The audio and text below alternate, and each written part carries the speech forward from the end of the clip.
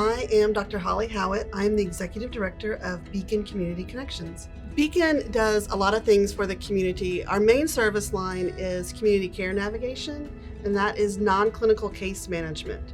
What that means is that people that are in need of any kind of social service resource, we find out what their need is, we connect them to the resource, we make sure that the resource was effective, and then we also find out if there's any other needs that they have.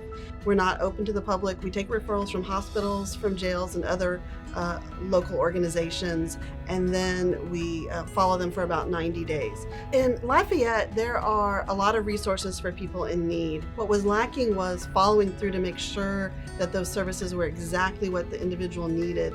And then oftentimes we see it's not just one problem somebody's having, they're having multiple problems. And so then just staying there with them in that situation and working through all the issues that they have.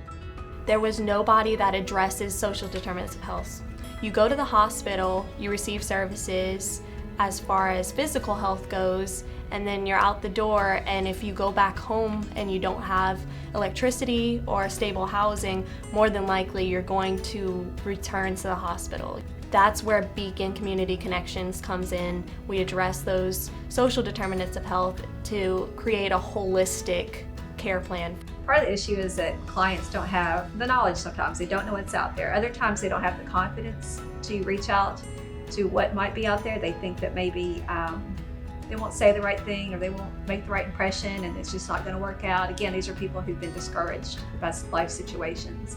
And so it helps them, I think, to have us speak for them. They may not even have access to a computer, but a lot of times if they do, it's just overwhelming. You don't know what stuff you need to have ahead of time, and we're there to help put it all into perspective and go through it with them piece by piece. We will always be grateful to the Blue Cross Blue Shield Foundation of Louisiana for their belief in our idea and funding it so that we could have a proof of concept.